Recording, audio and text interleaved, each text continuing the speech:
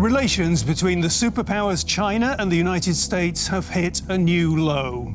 Mutual rivalry in the Pacific is becoming more menacing, with intense saber rattling on both sides. US naval vessels have been staging manoeuvres in what they see as a response to Chinese expansionism. Also, new American sanctions against the crackdown in Hong Kong and tit-for-tat consular closures. So our question here on To The Point this week is USA versus China. A new Cold War?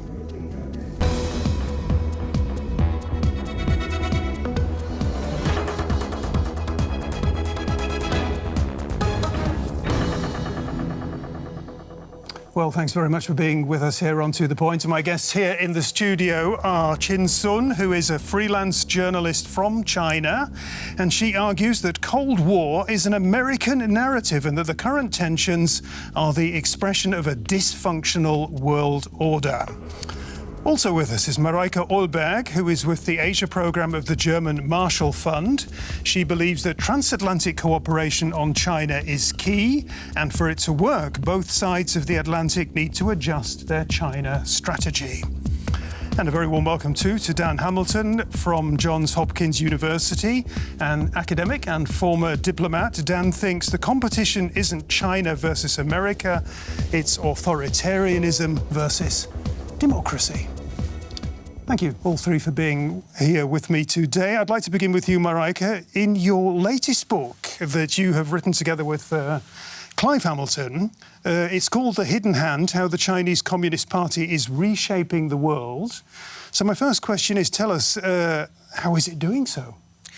So the main argument that we're making in that book is that the Chinese Communist Party has determined that it needs to reshape the world in order to feel safer and to make it safer for its long-term regime security at home. So it's motivated by wanting to stay in power in China.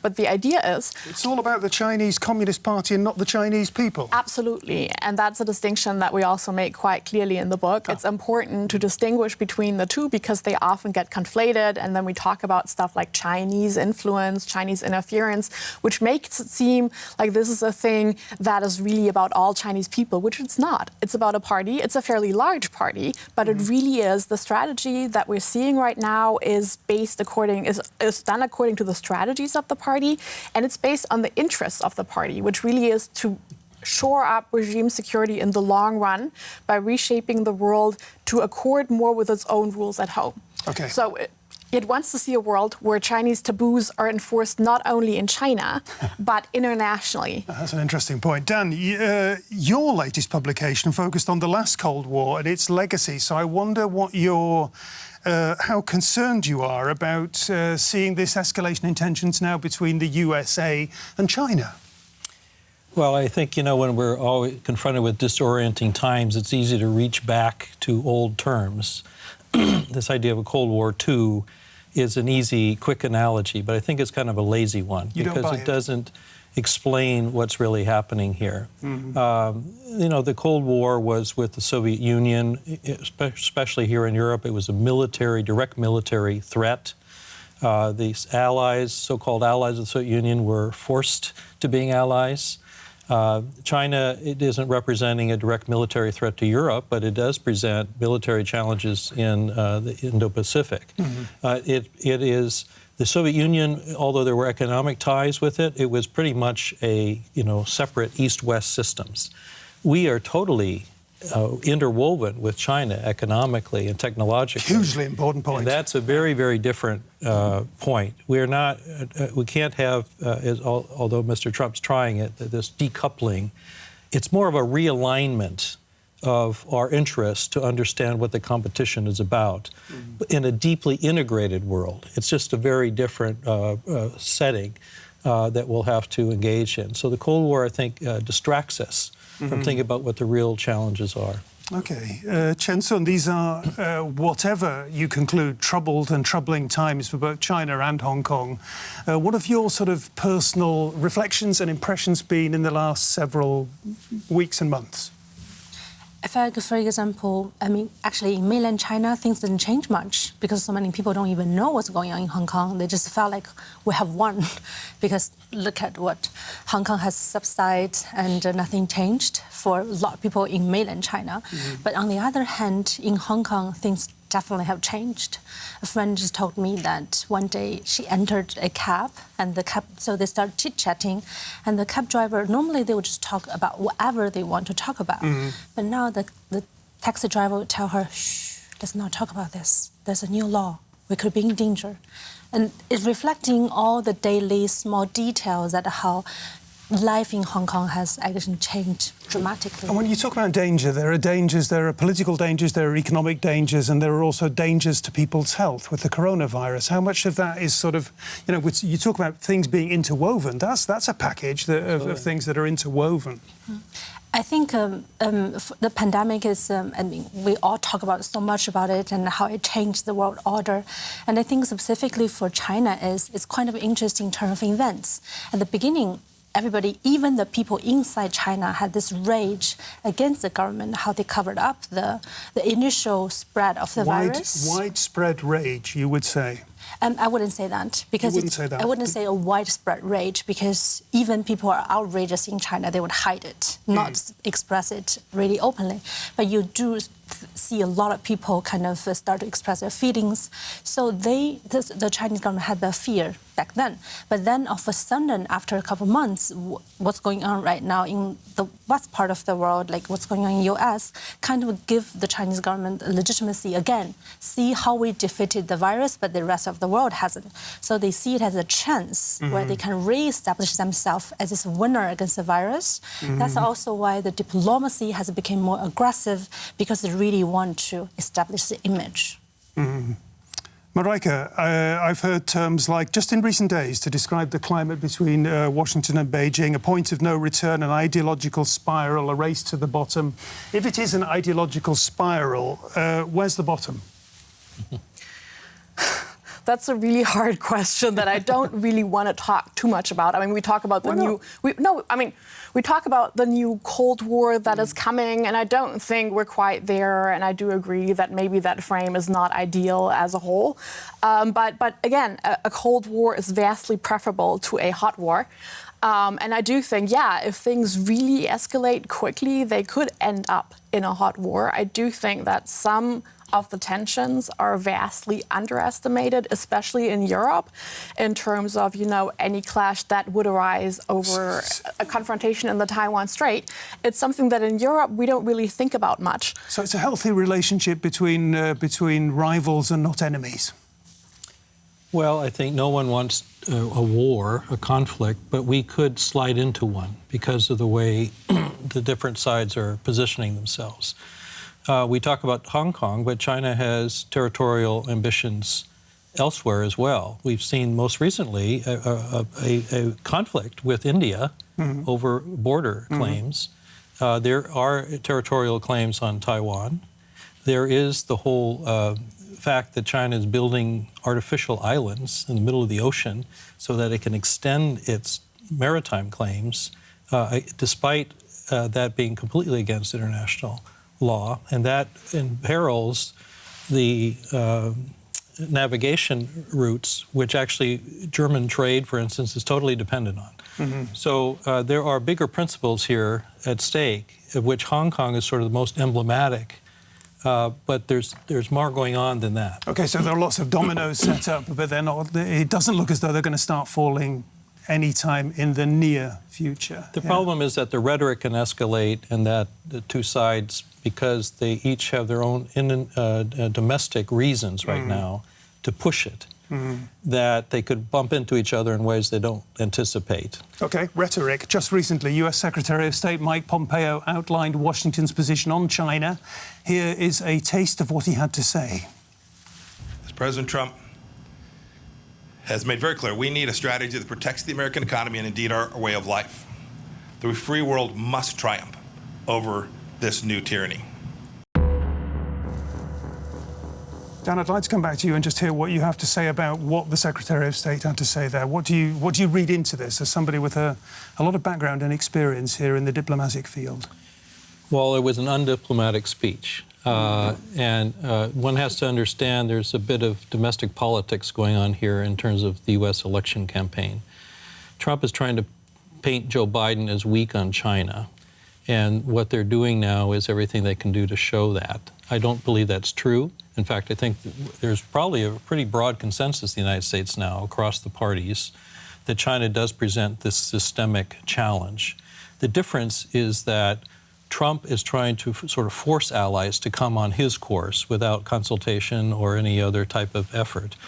I think a Biden administration, although, I'm just speaking personally, would try to create a coalition of democracies to confront the issues that China is raising. It would be a very different approach, but the goal in a way is similar, that we have to realize the systemic challenge that China is now posing, and we have to look at it clear-eyed. Mm-hmm. Qian Sun, I'm curious about the position of the Chinese leaders here at this point in time, because they almost seem to be a little bit bemused, a little bit. They can't quite decide what to make of the decoupling that you have mentioned after decades of the two sides moving ever closer together. That is a very important juncture. I think so. I was right that most of the countries have a lot of problems inside their own territories, and China is the same. I think when we look at it, a lot of people think it's China's ambition to expand, or at the moment, it feels like China has this ambition to really spread its values and then outside of China. But the real thing is, when we look at what, for example, President Xi is doing, is he doing it for the outside of China or actually for the inside of China? Because there are different sort of speculations on who is the real power behind China. Is it actually the president, or is it actually a larger different schools within the party that has struggles and battles against each other? There are several heavy personalities that behind Xi and also behind the Chinese party. So whatever he does, sometimes actually not even show it to the people, not even to kind of sparkle up the nationalistic feelings of the people, but actually to show to the other heavy personalities behind the curtains that, okay, I was actually the right candidate. I am the one who can lead the country into the right development. Mareike, a complex picture. Absolutely. And I mean, it really squares with a lot of what I've been saying. I mean, I don't really comment so much about power struggles behind the scenes, because to me that I treat that as a black box. But I do think a lot of what the Chinese Communist Party is doing is not necessarily, it's not coming from a position of strength, and we are now here and we're super secure in what we have, and therefore we can now spread whatever we want to spread. It's about shoring up domestic legitimacy by making other countries fall in line and by making other countries praise what the party is doing. China is traditionally a society tortured by insecurity about what might happen next, where it might go next. Well, I mean, in this not fair comment? No, I think, I mean, obviously, I mean, one, I think that applies to a lot of different countries. But in the case of the Chinese government, there is the additional problem, and this is the specter that is often raised by the party itself. You have the Soviet Union that served as a massive lesson, what not to do wrong. And then when you really want to scare your cadres, you pull out examples such as Romania, you pull out Iraq, you pull out Libya. So I think it does make a difference whether you're elected into office, and therefore when you leave, it's only because someone else got elected, or whether you do feel this, no, I'm absolutely serious, this idea that when we do get kicked out, it might get rather ugly. And I do think that is not the case. They're not facing that, but it is certainly something that the party keeps stressing internally a lot. But I think, for example, the insecurity we're talking about, it did take a turn in the past 30 years as well, because Chinese economic growth did give a lot of legitimacy to Chinese Communist Party's ruling at the moment. That's why it's a combination of a sense of insecurity and at the same time success. That made the insecurity or the complex even more complex. I would just argue that the roots of that success are now changing, that the export-driven model is changing. They can't continue the way they did. And I think that's creating lots of uncertainties within the ruling leadership, which is essentially afraid of its own people. And how do you govern a billion people? I've had conversations with Chinese officials that basically say that. And so this extreme insecurity about their own society does drive some of these actions. One has to take that into calculation. But that doesn't mean we accept it. We have to deal with the external implications of what this policy is doing. And that brings us back then to the conflicts that we're having. When we say that the system cannot go on like that, but is it more an interpretation from, for example, outside of China, or does it actually come from inside of China? I think that's a question to ask. Because when it says that it's a system rivalry, that means China would want to impose a system outside of the world. But China actually has that ambition. Well, I mean, if you look at the official statements that have been coming out recently, you do see new terms such as Chinese wisdom, the Chinese case, that they do want to more aggressively promote that model. I do think the final goal behind that is still to get international approval of the system to use at home.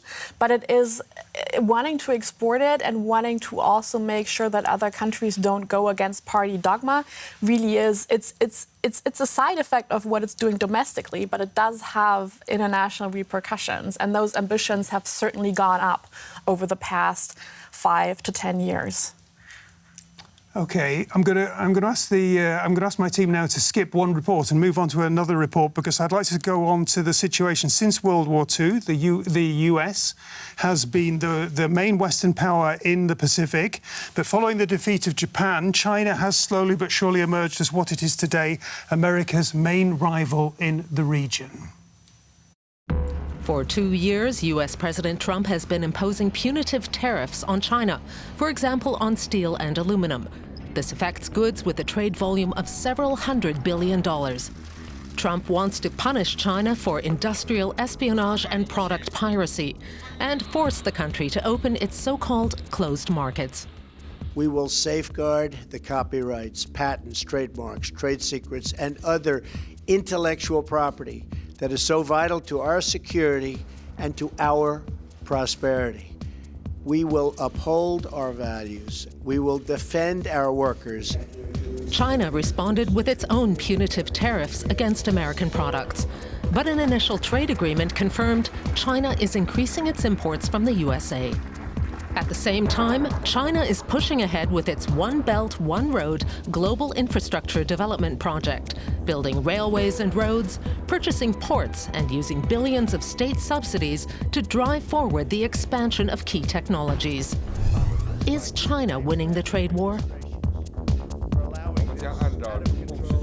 Big question, Mareike. Is China winning the trade war? I don't think anyone is winning the trade war. I do think, going back to this, I think a lot of the stuff that the United States has been doing, I actually agree with a lot of the things that have been happening. The problem is that the trade war has really demonstrated... In terms of those things being a pushback? No, I think a lot of, in many ways, I think this is long overdue. The problem is with President Trump and the Trump administration, it's never quite sure whether they have accepted what the Chinese system is, and are really just trying to push back, or whether they are genuinely trying to change what the CCP has structurally at home.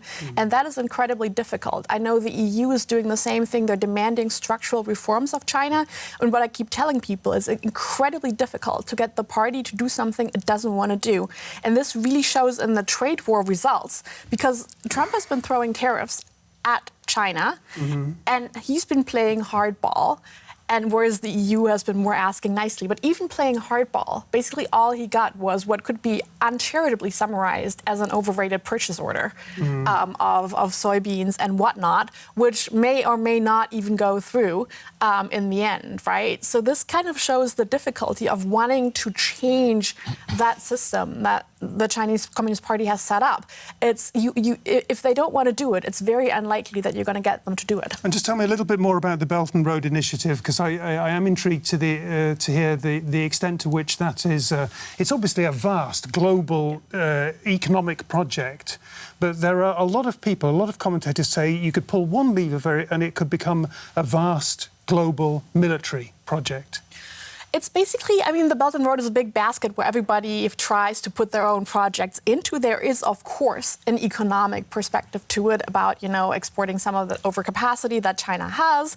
But yes, it does already have military aspects, but I think the more significant part of it really is geopolitical and realigning countries' interests away from existing alliances and to make sure that a lot of countries that may be either in alliances with the United States or that might be uncertain about the position they're going to take are further drawn towards China by having an invested interest in continuing to getting some investment and economic relations, and that therefore they stay neutral in at least in conflicts, and later might even side with China. Okay. Qian Sun, let's go back to the Chinese people. We're talking about expansion, aggression, conflict. Is that what the Chinese people want from their leadership? Yes, it's actually connected with why there's the Belt and Road Initiative, because the old Chinese term that strengthens the revitalization of a Chinese nation as a glorious Asian civilization, right? And that's the narrative that the Chinese government is using as well to enhance its legitimacy. But at the same time, it's not only just a trick, because if you ask people, well, there's a Harvard research saying that 93% of the Chinese people are actually really satisfied with the government's ruling, which is reflected actually in, if you just ask random people on the streets from big cities in China, people probably would tell you they really support the government. So that's why we also talk about, is it a system change, a revolution? Is that what the other parts of the world want China to do, or is it what the Chinese people want to do? Dan Hamilton, you're looking a little bit as though you don't quite buy into that. I'm always skeptical of public opinion polls, especially if they're held in a Leninist country. So I wouldn't use that as my reference point.